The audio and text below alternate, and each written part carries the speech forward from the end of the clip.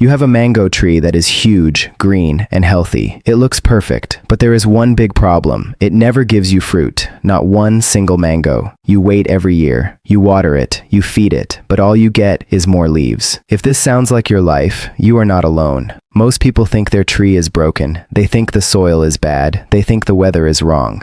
But the real reason is much simpler, and the solution is something most home gardeners have never heard of. Before we fix this, make sure to hit that subscribe button. We are going to turn your leafy monster into a fruit machine, and you do not want to miss the secret step that makes it all work.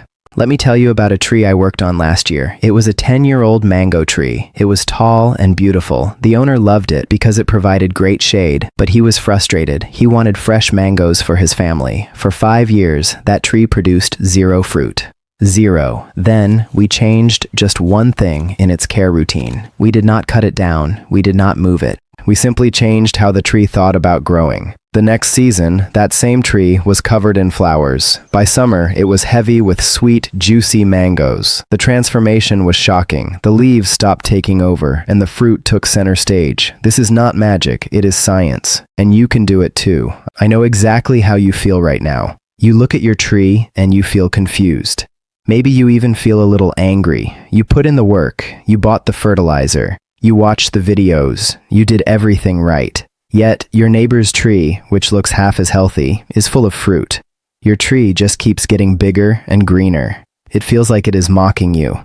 You start to wonder if you should just cut it down. You start to think that maybe mangoes just do not grow in your area. You feel like you are wasting your time. But here is the truth. Your tree is not broken. It is actually working perfectly. It is just working for the wrong goal. It thinks its job is to grow leaves. We need to teach it that its job is to make fruit. Once you understand this switch, everything changes. So why does this happen? Let's break it down in very simple terms. Imagine your mango tree has a budget. Think of it like money. Every day, the tree gets energy from the sun. This energy is its income. The tree has to decide how to spend this energy. It has 2 main choices. Choice 1 is to grow vegetative parts. This means new leaves, new branches, and a taller trunk. Choice 2 is to grow reproductive parts.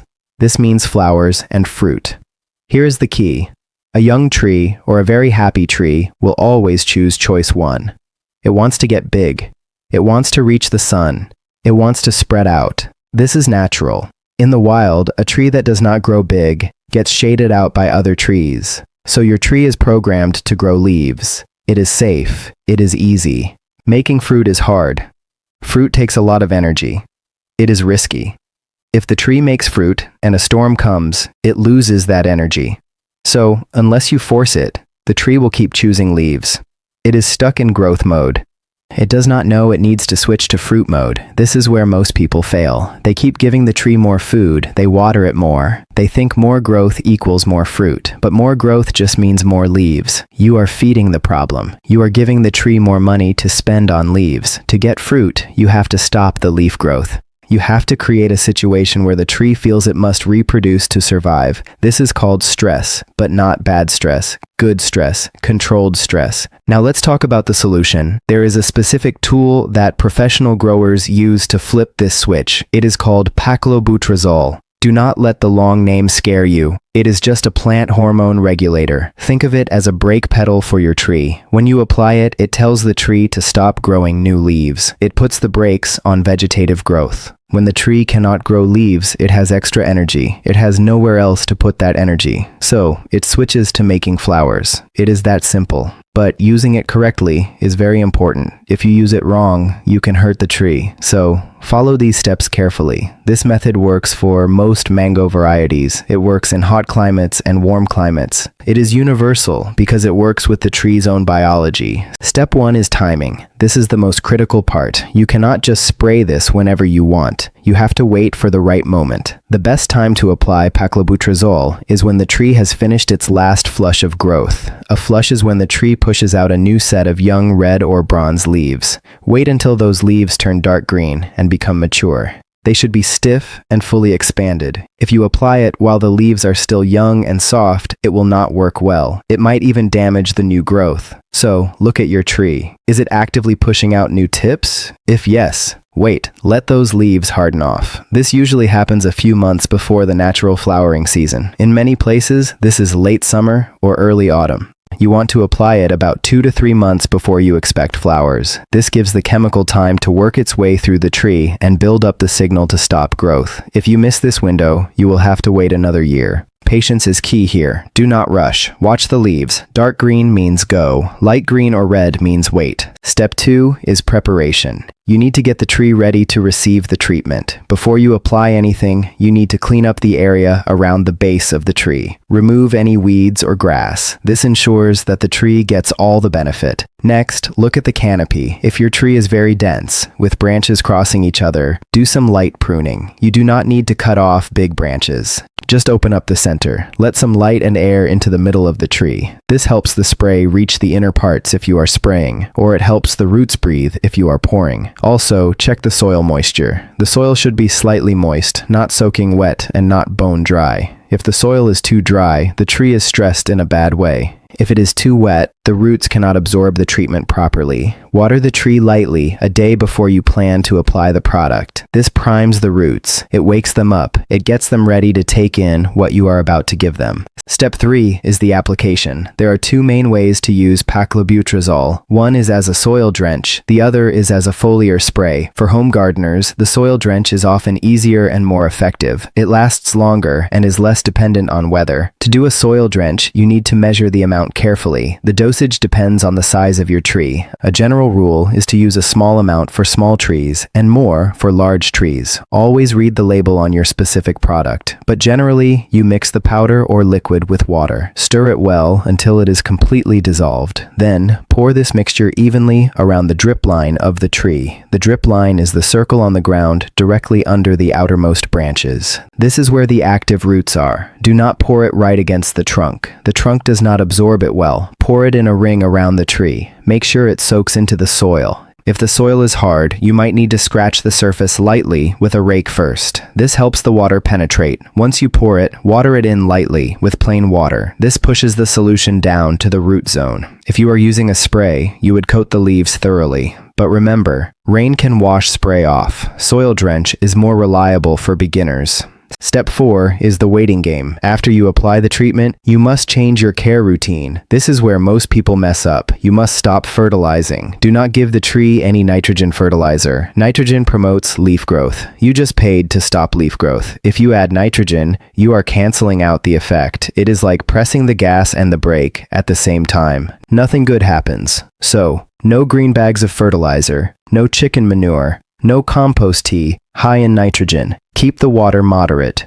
Do not let the tree dry out completely, but do not keep it soggy. You want the tree to feel a little bit of thirst. This mild stress helps signal that it is time to flower. Watch the tree closely. Over the next few weeks, you will notice that the growth slows down. The tips of the branches will stop extending. The leaves will look darker and thicker. This is a good sign. It means the break is working. The tree is storing energy instead of spending it on new stems. Step 5 is triggering the bloom. After about 6 to 8 weeks, the tree should be ready. Now, you need to give it a shock to wake up the flowers. This is done by withholding water. Stop watering the tree completely for a period of time. This depends on your climate. In dry areas, 2 weeks might be enough. In humid areas, you might need 3 or 4 weeks. You want the leaves to curl slightly. They should look a little droopy, not dead, just thirsty. This severe stress tells the tree, winter is coming. I need to make seeds now. After this dry period, give the tree a deep, heavy watering. Flood the root zone. This sudden abundance of water after a drought mimics the start of the rainy season. In nature, this is when mangoes flower. The combination of the growth inhibitor and this water shock is powerful. Within 2 to 3 weeks, you should see small buds forming at the tips of the branches. These are not leaf buds, they are flower panicles.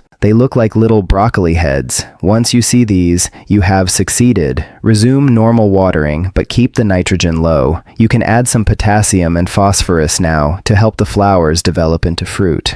Now let's talk about the mistakes. Knowing what not to do is just as important as knowing what to do. The biggest mistake is using too much product. More is not better. If you use too much paclobutrazol, you can stunt the tree too much. The leaves might become very small and dark. The tree might stop growing for years. It can be hard to reverse. Always start with the lowest recommended dose. You can always add more next year if needed, but you cannot easily take it out once it is in the soil. Another common mistake is applying it at the wrong time. If you apply it when the tree is already trying to flower, you might kill the flowers. If you apply it when the tree is weak or sick, you can kill the tree. Only use this on healthy, vigorous trees. If your tree is yellowing or has pests, fix those problems first. A sick tree cannot handle the stress of flowering. Also, do not expect results overnight. This is not a quick fix. It is a seasonal strategy.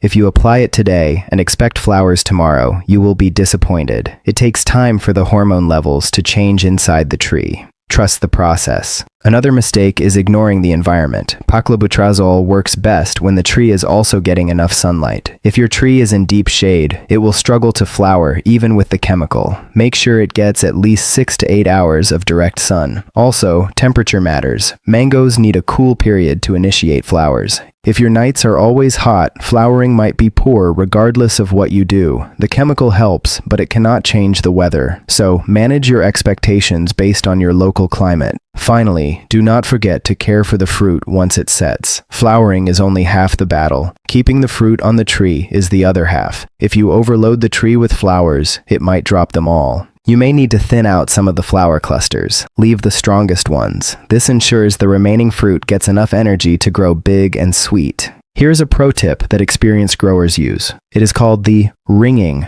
or girdling technique, but we will use a safer version. Instead of cutting the bark, which can be risky, you can combine paclobutrazol with a physical stress method. About 2 weeks after applying the soil drench, take a sturdy wire or a rope. Wrap it tightly around the main trunk or a major branch. Leave it there for 2 weeks. This restricts the flow of sugars down to the roots. The sugars build up in the leaves and branches. High sugar levels trigger flowering. After 2 weeks, remove the wire. This double whammy of chemical and physical stress is very effective for stubborn trees. However, be careful. Do not leave the wire on too long, or you can damage the bark. Check it regularly. If the bark starts to bulge over the wire, loosen it slightly. This method is advanced, so only try it if the soil drench alone did not work. It is a powerful tool in your arsenal. Also, consider the health of your soil. Paclobutrazol stays in the soil for a long time. It can last for several years. This is good because you do not have to apply it every year, but it means you need to be careful. If you plan to plant other things near your mango tree, know that this chemical can affect them too. It might stunt nearby plants. So, keep the application focused on the mango tree's root zone. Do not broadcast it over the whole garden. Another insight is to rotate your methods. Do not rely solely on chemicals. Use cultural practices too. Prune your tree after harvest to keep it manageable. Remove old, unproductive wood. This encourages new growth that is more likely to flower. A well-pruned tree responds better to paclobutrazol. Think of it as a partnership. The chemical does the heavy lifting, but your care sets the stage. Let's recap the journey. You started with a tree that only gave leaves. You learned that this is because the tree is in growth mode. You discovered that paclobutrazol acts as a brake to stop this growth. You learned the 5 steps: timing, preparation, application, waiting, and triggering. You learned to avoid the mistakes of overdosing and bad timing. And you got a pro tip for extra stubborn cases. This is not just about getting fruit. It is about understanding your tree. It is about working with nature, not against it. When you see those first flower buds appear, you will feel a sense of pride. You solved the puzzle. You turned a leafy ornament into a productive food source. Imagine walking out to your garden next season. Instead of just seeing green, you see clusters of tiny white flowers. You smell the sweet scent of mango blossoms. You know that in a few months, those flowers will become the fruit you have been dreaming of. You will pick a ripe mango, warm from the sun. You will slice it open. The juice will run down your hand. The taste will be sweet and tropical. And you will know that you made it happen. You used knowledge and patience. You did not just buy a tree. You mastered it. This feeling is worth the wait. It is worth the effort.